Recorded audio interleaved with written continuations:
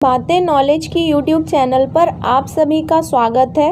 मेरा नाम प्रिया भारती है और आज हम लोग पंचतंत्र की कहानी में गाय और शेर की कहानी सुनेंगे और एक महत्वपूर्ण सीख लेंगे।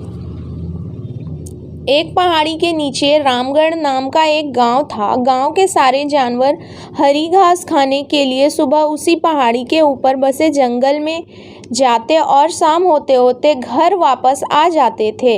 हर दिन की तरह लक्ष्मी नाम की एक गाय अन्य गायों के साथ उसी पहाड़ी के जंगल में घास खाने के लिए गई थी।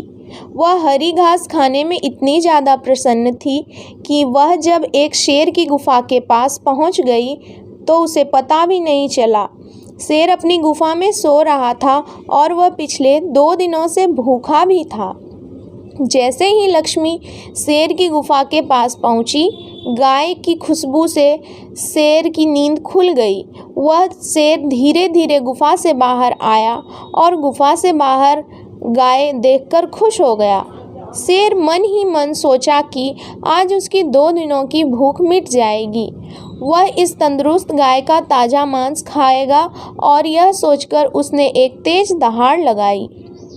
लक्ष्मी शेर की दहाड़ सुनकर डर जाती है।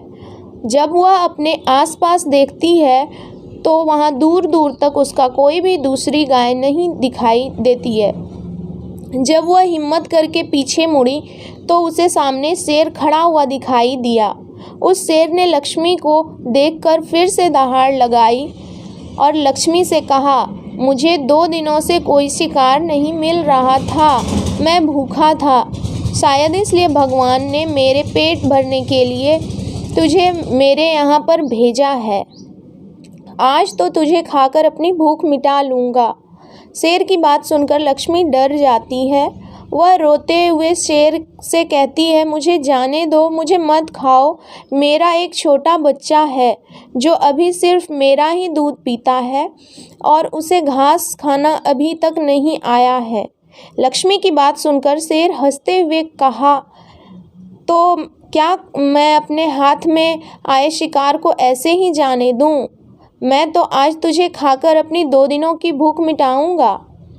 शेर के ऐसे कहने पर लक्ष्मी उसके सामने रोने लगी और विनती करते हुए कहती है, आज मुझे जाने दो। मैं आज अपने बछड़े को आखिरी बार दूध पिला दूंगी और उसे बहुत सारा प्यार करके कल सुबह होते ही तुम्हारे पास आ जाऊंगी।